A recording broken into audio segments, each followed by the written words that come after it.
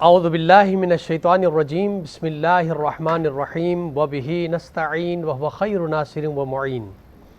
لاکھوں کروڑوں درود و سلام ہو سید الانبیاء رحمۃ للعالمین خاتم النبیین محمد مصطفیٰ صلی اللہ علیہ وآلہ وسلم پر،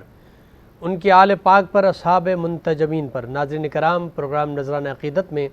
آپ کا میزبان ڈاکٹر سید مظفر حسین رضوی آپ کی خدمت میں حاضر ہے۔ میری جانب سے آپ تمام محترم ناظرین کی خدمت میں السلام علیکم ورحمۃ اللہ وبرکاتہ۔ محترم ناظرین، آج کی نشست میں یوم القدس کی تحریک اور امہ کی ذمہ داریوں کے حوالے سے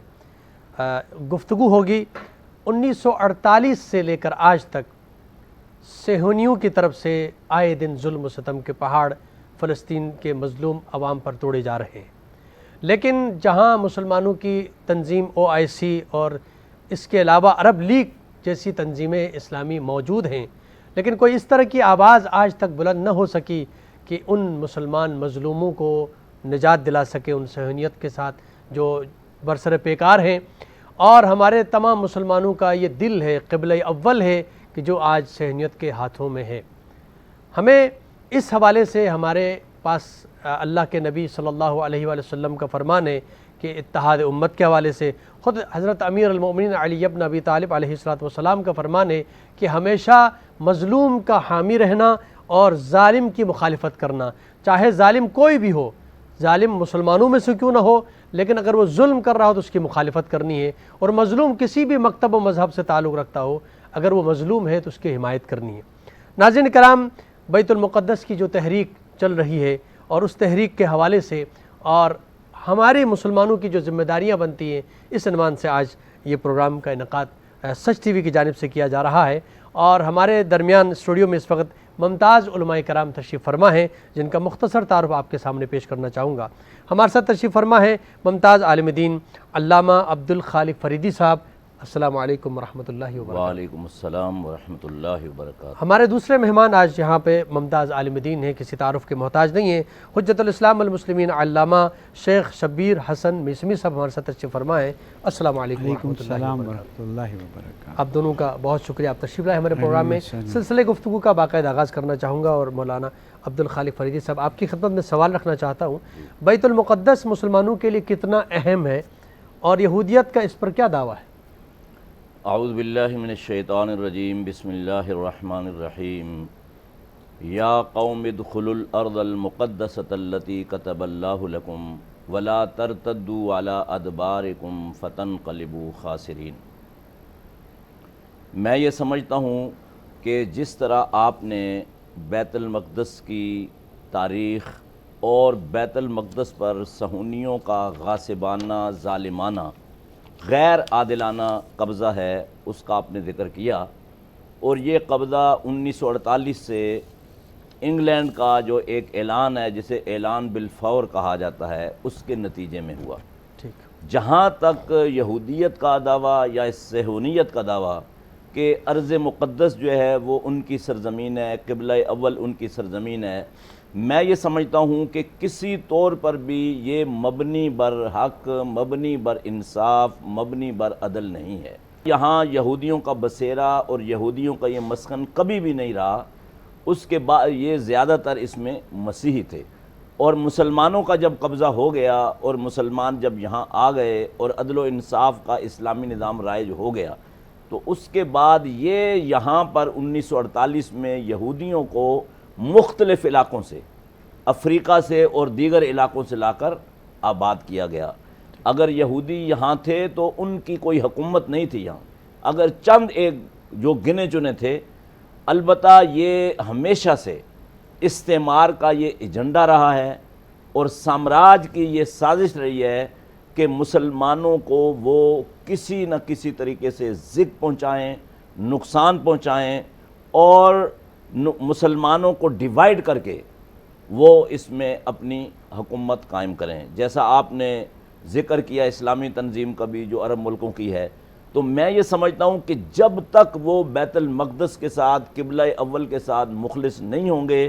اور جب تک وہ استعمار کے ایجنڈے پہ کام کرتے رہیں گے اور سامراج کی سازشوں کا شکار رہیں گے، تو بیت المقدس آزاد نہیں ہو سکتا۔ بہت خوب آپ نے بات کی علامہ خالق فریدی صاحب۔ یقیناً یک زبان جب تک نہیں ہوں گے، متحد نہیں ہوں گے، تو یہ اس قبلہ اول کی آزادی ممکن نہیں۔ قبلہ آپ کے خدمت میں بھی اسی سوال کو رکھنا چاہوں گا۔ سب سے پہلے اگر ہمارے ناظرین کی خدمت میں یہ بیان کریں، چونکہ آواز بلند کرنے سے پہلے اس کی اہمیت اگر سب کے پاس ہو کہ کتنی اہمیت کا حامل ہے یہ قبلہ اول ہمارے لیے، اگر ہم اس کو محسوس کریں گے تو پھر کوئی اقدام اٹھانے کے لیے آگے بڑھیں گے۔ تو آپ کیا سمجھتے ہیں قبلہ کہ اس کی اہمیت ہمارے اسلام کی نظر میں کیا ہے؟ بسم اللہ الرحمن الرحیم۔ اس سال کے ماہ رمضان میں یوم القدس کی اہمیت کئی گنا زیادہ ہو جاتی ہے، اور یوم القدس وہ دن ہے جس کو حضرت امام خمینی رحمۃ اللہ علیہ نے مسلمانوں کو بیدار کرنے کے لیے جمعۃ الوداع کو یوم القدس کا عنوان دیا، اور یہ ایک بہت بڑی کوشش تھی اور بہت ہی بہترین خدمت تھی مسلمانوں کے لیے، اس لیے کہ اس سال ہم جب یوم القدس منا رہے ہیں اور فلسطینیوں کی حمایت کا اعلان کر رہے ہیں، بیت المقدس یا بیت المقدس کے بارے میں ہم گفتگو کر رہے ہیں، تو یہ وہ سال ہے کہ جب بالآخر بعض عرب ممالک نے اسرائیل کو تسلیم کر لیا۔ کچھ لوگوں نے پہلے کیا ہوا تھا، کچھ لوگوں نے اب تسلیم کر لیا۔ سفیر آئے گئے، اسرائیلی جہاز آئے گئے، حتیٰ جو حجاز مقدس کی زمین ہے جس کو اس وقت سعودی عرب کا نام دیا ہوا ہے، وہاں پر بھی یہ چیزیں رہی ہیں۔ تو ایک تو یہ نقطہ ہے کہ آج یوم القدس کے دن ہمیں اس بات کی طرف توجہ کرنی ہوگی کہ کن کن لوگوں نے فلسطینیوں کے ساتھ، مسلمانوں کے ساتھ، قبلہ اول کے ساتھ خیانت کی ہے، اور اس کے بولنے میں ہمیں میرے خیال میں ڈرنا نہیں چاہیے۔ جب ہم قرآن مجید کا 17واں سورہ کھولتے ہیں، سورہ بنی اسرائیل، تو اللہ سبحانہ وتعالیٰ وہاں پر ارشاد فرماتا ہے، بسم اللہ الرحمن الرحیم، سبحان الذی اسری بعبدہ لیلا من المسجد الحرام الی المسجد الاقصی الذی بارکنا حولہ لنوریہ من آیاتنا، اور پھر آیت آگے کہ پاک ہے وہ ذات کہ جس نے اسراء کروایا، عربی کے الفاظ کو پھر لے گئے مسجد حرام سے مسجد اقصی کی طرف، کہ جس کے اطراف میں اللہ تعالیٰ نے برکتوں کو پھیلایا ہوا۔ مفسرین قرآن مجید نے اس بات کی طرف توجہ دلائی ہے کہ اس سے مراد بیت المقدس جو فلسطین میں ہمارا قبلہ اول ہے، اس کی طرف توجہ دلائی ہے کہ اللہ تعالیٰ اپنے حبیب کو مسجد حرام سے مسجد اقصی کی طرف لے گئے اور وہاں کا دیدار کروایا، زیارت کروائی۔ وہیں پر ایک جگہ بھی ہے جہاں پر بتایا جاتا ہے کہ حضور اکرم نے یہاں پر نماز بھی پڑھی۔ پھر انبیاء علیہم السلام کی پیدائش کی جگہ، حضرت موسیٰ، حضرت عیسیٰ علیہ السلام۔ تو یہ ساری چیزیں بتاتی ہیں کہ یہ جگہیں مسلمانوں کے لیے بہت زیادہ اہمیت رکھتی ہیں۔ اگر تاریخی اہمیت کو چھوڑ بھی دیا جائے تو مسلمان وہاں بستے تھے۔ آج آپ کہتے ہیں نا، اکثریت جس کی ہو اس کی حکومت ہونی چاہیے۔ مسلمان وہاں بستے تھے، فلسطینی وہاں بستے تھے۔ ایک عجیب نقطہ ہے، اتحاد المسلمین کی بات تو کریں گے، لیکن وہاں پر شیعہ کوئی نہیں بستا تھا، وہاں پر سب ہمارے اہل سنت بھائی بستے تھے۔ یہ ایک بہت اچھا نقطہ ہے جسے ہمیں پاکستان میں اٹھانا چاہیے۔ جنگ جہانی کے بعد یہودیوں کو نوازنے کے لیے، جیسے کہ علامہ صاحب نے فرمایا، برٹشرز نے ایک بیلفور ڈاکیومنٹ سائن کیا، اور اس کے تحت ان یہودیوں کو جن کو نام نہاد یورپ میں مارا گیا، قتل عام کیا گیا، اور بقول ان کے کہ ملینوں ملین یعنی لاکھوں نہیں کروڑوں کی تعداد میں ان کو قتل کیا گیا، تو ان کے اس زخم پر مرہم رکھنے کے لیے انہوں نے یورپ میں کوئی جگہ دینا پسند نہیں کی، افریقہ میں کوئی جگہ دینا پسند نہیں کی، کینیڈا امریکہ میں نہیں پسند کی، آسٹریلیا میں نہیں پسند کی، عین مسلمانوں کے سینے میں لا کر پیوستہ کر دیا۔ مسلمان بے قصور نہیں ہیں، سلطنت عثمانیہ کو جس طرح سے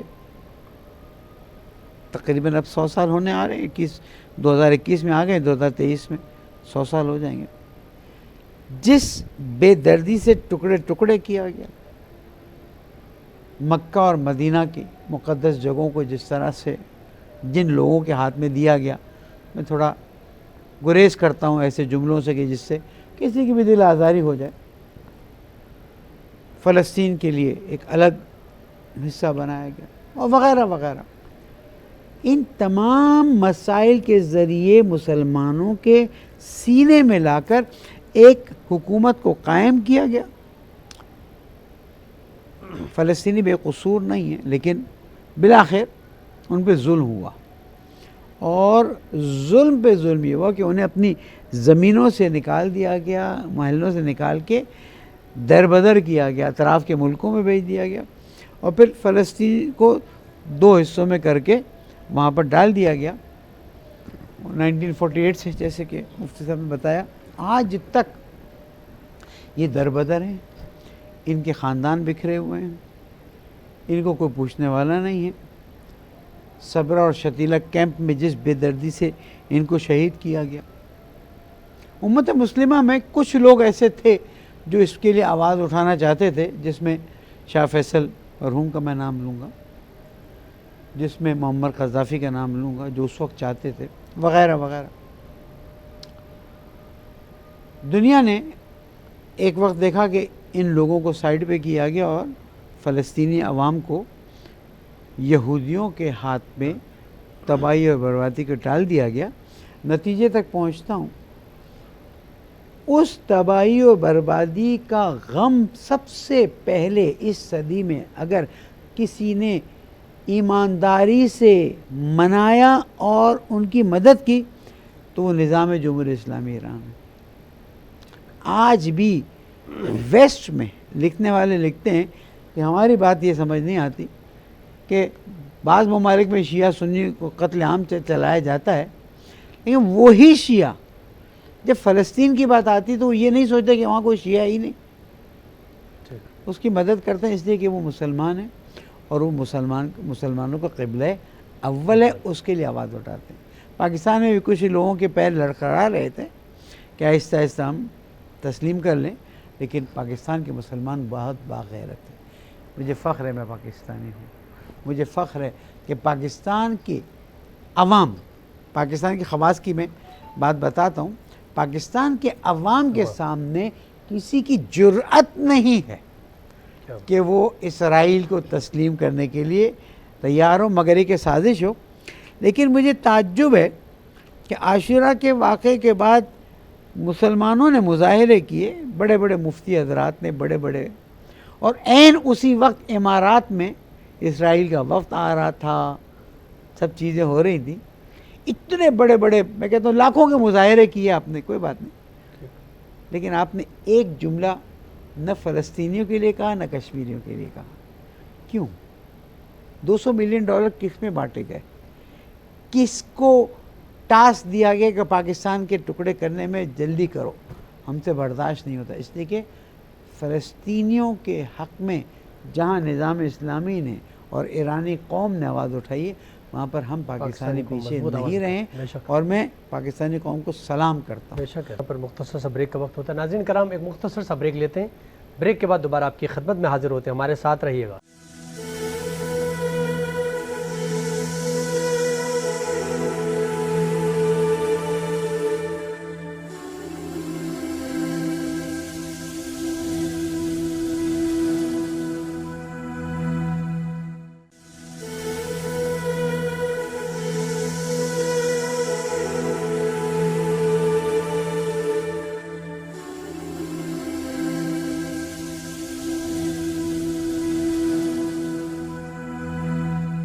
مقدم گفتگو ہماری جاری ہے قدس کے حوالے سے۔ بیت المقدس مسلمانوں کا جو قبلہ اول ہے، اس حوالے سے گفتگو جاری ہے اور علماء کرام گفتگو فرما رہے ہیں۔ میں قبلہ حجت الاسلام مولانا شبیر حسن مسمی صاحب کی خدمت میں سوال رکھنا چاہوں گا۔ OIC یا عرب لیگ جیسی اسلامی تنظیمیں ہیں، اس کو کیسے فعال بنایا جا سکتا ہے؟ یعنی تنظیم بنی ہے، جب سارے متحد ہیں ظاہراً، لیکن اس متحد ہونے کے بعد آواز متحد نہیں ہے۔ ایک کہاوت ہے، جو سو رہا ہے نا اس کو ذرا سا پانی چھڑکیں گے نا وہ اٹھ جائے گا، کیا ہو جو سونے جیسی ایکٹنگ کر رہا ہے نا وہ نہیں اٹھیں گے۔ آپ اسے اٹھاتے جائیں وہ نہیں اٹھے گا۔ تنظیمیں دو طرح کی ہوتی ہیں، ایک ہوتی ہے کام کرنے کے لیے، ایک ہوتی ہے کام کنٹرول کرنے کے لیے۔ یونائٹڈ نیشنز آپ کا کیا خیال ہے کیوں بنایا گیا ہے؟ اس لیے بنایا گیا تاکہ دنیا کے انسانوں کو ان کے حقوق دیے جائیں، سب دیکھ رہے ہیں۔ یونائٹڈ نیشنز کو بنایا گیا تاکہ یہ جو ممالک دوسری جنگ عظیم کے بعد اپنی آزادی کی باتیں کر رہے ہیں ان سے کہ ہاں آزاد ہو، آ جاؤ یونائٹڈ نیشن میں بیٹھ جاؤ۔ پھر 5 ملکوں کو ویٹو دے دیا، سیکیورٹی کونسل الگ سے اس کے اختیارات دے دیے، تاکہ آزادی مانگنے والوں کو دیکھو تم کو آزادی ہے، بولو جو بولنا ہے۔ ہر سال جاتے ستمبر میں تقریریں کرتے آ جاتے ہیں، کوئی اس کا اثر نہیں۔ یہ تنظیمیں بنائی جاتی ہیں تاکہ جو آگے بڑھنا چاہتے ہیں ان کو کنٹرول کر کے اپنے ہاتھ میں رکھا جائے۔ ہمارے ایک بہت ہی محترم عالم دین افریقہ میں کہیں رہے ہیں، انہوں نے کہا کہ جب مسلمان افریقہ میں پہنچے، میں فرقے کی بات نہیں کرتا، جب مسلمان افریقہ پہنچے تو انہوں نے دیکھا کہ ہر مسلمان سیاہ فام لوگوں کو مسلمان کر رہا ہے۔ ان کا یہ اگر اس طرح سے کریں گے تو ہم ایشین مسلمان جو ہیں ان کی تو تجارت پہ، ان کی بیٹیوں پہ سب ان کا حق ہو جائے گا۔ تو انہوں نے کہا کہ ارے تبلیغ اتنا اچھا کام ہے، آؤ ایسا کرتے ہیں ہم ایک آرگنائزیشن بناتے ہیں اور اس آرگنائزیشن کے منظم تبلیغ کا کام کریں گے۔ ہوا کیا، افراد جب تبلیغ کرتے تھے تو سال میں 1000 لوگ مسلمان ہوتے تھے، اب یہ جو تبلیغ کرتے ہیں 100 ہوتے ہیں، لیکن اس کا شور ایسے کرتے ہیں جیسے 10 کم ہو رہا ہے۔ یہ OIC ہے، یہ دوسری چیزیں ہیں، یہ بنائی اس لیے گئی ہیں۔ اگر OIC واقعی کوئی انسانیت کی کوئی سسٹم ہوتی تو یمن پہ اتنا ظلم ہو رہا ہے، چلے فلسطین ان کو نہیں پسند آتا، یمن پہ اتنا ظلم ہو رہا ہے، آواز تک نہیں اٹھائی۔ شام کو تہس نہس کر دیا، مسلمانوں کو بالکل زمین بوس کر دیا، آواز نہیں اٹھائی۔ باقی جگہوں پہ ہم دیکھتے ہیں کشمیر کیا ہوا۔ پھر کشمیر تو بہت بڑی بات ہے، ہم تو چھوٹی چھوٹی مثالیں آپ کو دیکھتے ہیں، وہاں پر آپ لیبیا میں دیکھیں کیا ہوا۔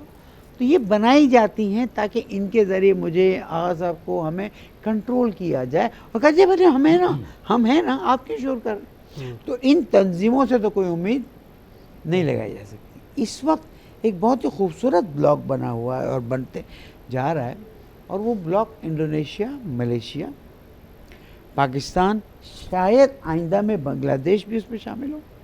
ایران اور ترکی۔ یہ بلاک اگر مضبوط ہو گیا تو ہمیں فلسطینیوں کے لیے بڑی امید بنتی جا رہی ہے، اگرچہ کہ ترکی بعض مرتبہ اونچ نیچ ہوتی ہے اس میں، لیکن اگر یہ بلاک مضبوطی سے بن گیا اور کچھ اور مسلمان ممالک، میں اسلامی ممالک اس لیے نہیں کہتا کہ اسلامی ملک وہ ہوتا ہے جس میں پوری طرح اسلامی قوانین نافذ ہوں، تو فلسطین کا مسئلہ بہت دور نہیں ہے۔ امام خمینی نے فرمایا تھا اگر سارے مسلمان ایک گلاس پانی اسرائیل میں ڈال دیں تو وہ وہاں ڈوب جائے۔ مشکل نہیں ہے، ارادے کی ضرورت ہے، اور جیسے کہ فرمایا اللہ پہ توکل کریں، بڑے بڑے کام آسان ہو جاتے ہیں۔ جزاک اللہ۔ قبل آپ کی خدمت میں سوال رکھوں گا، حزب اللہ اور حماس اس وقت جو اسرائیل کے سامنے اگر سیسہ پلائی دیوار بنی ہوئی ہے، اور اسرائیل اور یہودی صہیونیت کو اگر کسی سے خوف ہے تو یہ دو تنظیمیں ہیں جو ظاہری اگر ان کے مقابلے میں دیکھا جائے تو کوئی حیثیت نہیں ہے ظاہراً، لیکن یہ کہ انہوں نے پوری دنیا کے مسلمان مل کر جو آواز اٹھانی چاہی تھی، جو مدد کرنی چاہی تھی، نہیں کی۔ لیکن یہ جو بہت ہی چھوٹی دو تنظیمیں ہیں ظاہری اعتبار سے، لیکن اسرائیل کے سامنے مقابلے میں ہیں، اور حزب اللہ کی جو جنگ جو ہوئی ہے 34 روزہ جنگ، اس میں یہ بات ثابت ہو گئی کہ جس کو ہم کہتے ہیں گریٹر اسرائیل اور بہت ہی سپر طاقت ہے، اس کا کوئی مقابلہ نہیں کر سکتا ہے۔ ہوا بھی ایسا تھا کہ کچھ ممالک اس سے پہلے مقابلے میں ناکام ہو گئے تھے، لیکن یہ کہ ایک چھوٹی سی تنظیم ہے، اس نے اسرائیل کو شکست فاش سے دوچار کیا، اور اسرائیل مجبور ہو گیا کہ صلح کروائی جائے۔ تو ہمیں یہ تو اندازہ ہو گیا کہ اسرائیل کتنی طاقت رکھتا ہے، اور اگر ایمانی طاقت، آپ نے خود فرمایا تھا کہ ایمان کی طاقت سے اگر آج بھی لڑنے آ جائیں تو وہ 313 اور 1000 کے لشکر کو شکست دینے والے، تو وہ آج بھی ہو سکتا ہے، اس لیے کہ وہ دین محمدی آج بھی ہے اور اس کے چاہنے والے، اس کے فالوورز آج بھی ہیں، وہ ایمانی طاقت کی ضرورت ہے۔ تو یہ جو دو تنظیمیں کام کر رہی ہیں اور جد و جہد کر رہی ہیں، اگر انہی کے ساتھ اگر یہ تمام ممالک ان کی سپورٹ کریں تو شاید ہمیں قبلہ اول آزاد نظر آئے گا۔ آپ کیا کہتے ہیں اس حوالے سے؟ میں یہ سمجھتا ہوں کہ حماس اور حزب اللہ جی قطع نظر مسلک و مشرب جی سے یہ کم ہونے کے باوجود جی ان کا جو وزن اور ان کی پاور اور اسرائیل کے دل اور دماغ میں ان کا جو خوف ہے وہ بہت زیادہ ہے، جی اور یہ یقینی بات ہے کہ اللہ رب العالمین کی نصرت اور تائید اور مدد اور سرپرستی ان کو حاصل ہے، بے شک بے شک۔ اور یہی وجہ ہے کہ اسرائیل ان سے خوف زدہ ہے۔ اور جیسا آقا نے فرمایا کہ یہ جو یونائٹڈ نیشن ہے اس کو بنایا اس لیے گیا ہے کہ مسائل حل نہیں کرنے، مسائل کو جوں کا توں رکھنا ہے، اور اپنے مسائل کو حل کرنے کے لیے جو قوت میدان میں آئے، وہ حماس کی قوت ہو یا حزب اللہ کی ہو، اس کو ڈیمیج کرنا ہے۔ ٹھیک۔ اور علامہ اقبال رحمۃ اللہ علیہ نے یہ جو یونائٹڈ نیشن ہے اس کے جنم دن، اس کے بنائے جانے کے دن کہا تھا کہ کفن چوروں نے قبروں کی تقسیم کے لیے ایک انجمن بنائی ہے۔ اللہ، تو اب کتنی مرتبہ یعنی دنیا میں جو جمہوریت کا ہم پروپیگنڈا کرتے ہیں، اور ہمارے یہاں جو موم بتی مافیا ہے، جو چند لبرلز ہیں، جی کہتے ہیں جناب مغرب میں بڑی جمہوریت ہے۔ جی میں یہ سوال کرنا چاہتا ہوں کہ یہ کون سی جمہوریت ہے کہ آپ ویٹو پاور کا حق 5 کو دے رہے ہیں اور باقی جو 250 سے زیادہ ممالک ہیں وہ ان کو کوئی حق نہیں ہے، اور گریٹر اسرائیل کو اسلحے کی بنیاد پر ہر اعتبار سے آپ نے اپنے پیسے سے، اپنے مال سے اور اپنی سرپرستی سے، سیاسی سپورٹ سے، میڈیا کے توسط سے آپ نے اس کو مضبوط کیا ہے۔ اور اب بھی یعنی ایک تو اسرائیل کا معاملہ ہے، دوسرا یہ ہے کہ جو وہاں فلسطینی آباد ہیں ان کی آبادیوں میں کسی قسم کی کوئی سہولت میسر نہیں ہے،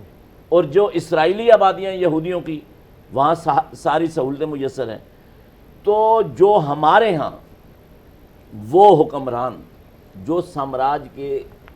کی سرپرستی سے بیٹھے ہوئے ہیں، وہ اپنے لیے حماس کو بھی ایک خطرہ سمجھتے ہیں، حزب اللہ کو بھی سمجھتے ہیں، لیکن چند حکمرانوں سے ہم نیچے آ جائیں، یعنی یہ تمام ممالک کے جو حکمران ہیں یہ چند درجن ہیں ملا کر، یا 1 درجن ہے، لیکن آپ جب پبلک کی سطح پر آ جائیں گے، امت مسلمہ کی سطح پر آ جائیں گے، جیسے قبلہ نے ذکر کیا انڈونیشیا کا، پھر ملائیشیا کا، پھر ایران کا، پھر پاکستان کا، تو یہ جتنی بھی عوام ہیں ان عوام کی ہمدردیاں حماس کے ساتھ ہیں۔ ہم یہ دیکھتے ہیں جب وہاں کوئی واقعہ ہوتا ہے تو یہاں ہم سب مل کر جلوس نکالتے ہیں، ہم احتجاج کرتے ہیں، ہم پریس کانفرنس کرتے ہیں، ہم اپنی آواز کو بلند کرتے ہیں۔ تو میں یہ سمجھتا ہوں کہ یہ ان حالات میں جو آج کے مشکل ترین حالات ہیں، اور گریٹر اسرائیل کے لیے سامراج کی سرپرستی اسرائیل کو حاصل ہے، ان حالات میں حماس اور حزب اللہ یہ ہمارے لیے بہت بڑی امید ہے، امید کی کرن ہے۔ اور کبھی کبھی ایسا ہوتا ہے کہ ایک چنگاری سے اٹھنے والی جو تحریک ہے وہ کامیابیاں حاصل کرتی ہے، اور میں یہ سمجھتا ہوں کہ جس طرح احادیث مبارکہ میں یہ بات موجود ہے کہ آخری جنگ دجال کے ساتھ جو یہودیوں کا نمائندہ ہے، مسلم امہ کی اور امام مہدی کی جو ہوگی وہ اسی ارض مقدس پر، اسی فلسطین پر ہوگی۔ اور حدیث پاک میں یہ آیا ہے کہ اللہ رب العالمین کی تمام تر ہمدردیاں اس وقت مسلم امہ کے ساتھ ہوں گی، یہاں تک کہ اگر ایک یہودی درخت کے پیچھے، پتھر کے پیچھے، پہاڑ کے پیچھے چھپے گا تو اللہ تعالیٰ وہ جتنی بھی اشیاء ہیں ان کو زبان دے گا، وہ کہیں گی کہ اے میرے بندے، یہ میرے پیچھے یہودی چھپائے، اس کو نکال کر ختم کرو۔ تو آپ صلی اللہ علیہ وسلم نے فرمایا الا شجرۃ الغرقد، غرقد کا درخت نہیں کہے گا، اس وقت جتنی بھی نئی آبادیاں یہودیوں کی بسائی جا رہی ہیں یا ان کو توسیع دی جا رہی ہے، آپ یہ دیکھیں گے کثرت کے ساتھ وہاں غرقت کے درخت لگائے جا رہے ہیں۔ یعنی مسلم امہ سے گریٹر اسرائیل جہاں بھی پہنچ جائے اور اس کے سرپرست جہاں بھی بیٹھے ہوں، تب بھی مسلم امہ سے اسرائیل کو خوف اور خطر باقی ہے اور یہ رہے گا۔ اور مجھے امید ہے کہ انشاءاللہ یہی جو بھاگ دوڑ کرنے والے لوگ ہیں، ان کے ساتھ مل کر پوری مسلم امہ یا جس طرح جو بلاک بن رہا ہے، یہ اسرائیل کو شکست دینے میں اور اس کو قبضہ چھڑوانے میں اور اس کو اپنی جو واپس جگہ ہے اس وہاں تک پہنچنے میں، اور ان کی جو غاصب حکومت ہے اور ناجائز حکومت ہے اور زبردستی کی حکومت ہے، اس کو ختم کروانے میں مسلم امہ جلد یا بدیر ضرور کامیاب اور کامران ہوگی انشاءاللہ۔ بہت بہت شکریہ قبلہ حجت الاسلام والمسلمین علامہ شیخ شبیر حسن میثمی صاحب، آپ کا بہت شکریہ۔ قبلہ علامہ عبدالخالق فریدی صاحب، آپ کے بہت بہت شکریہ، بہت ہی سیر حاصل گفتگو فرمائی۔ ناظرین کرام، یقیناً یہ ایک میسیج، ایک پیغام ہے کہ ہم متحد ہوں اور ان مظلومین اور ان مستضعفین کے لیے ایک یک زبان ہو کے آواز بلند کریں، اور بالخصوص چونکہ یوم القدس منایا جا رہا ہے پوری دنیا کے اندر، تقریباً 80 سے زیادہ ممالک میں، اسلامی اور غیر اسلامی ممالک کے اندر جہاں ممکن ہوتا ہے، تو مسلمان اس دن کو اس عنوان سے مناتے ہیں کہ ہم تمام اس وقت اگر جانی طور پر یا مالی طور پر اگر کچھ نہیں کر پا رہے ہیں تو کم از کم اپنی زبان جہاد باللسان کے ذریعے سے ایک آواز بلند کریں اور ان مظلومین کے لیے اخلاقی طور پر ان کی حمایت کا اعلان کریں۔ ناظرین کرام، یہاں پر پروگرام کا وقت ختم ہوا جاتا ہے۔ اپنے میزبان ڈاکٹر سید مظفر حسین رضوی کو اجازت دیجیے۔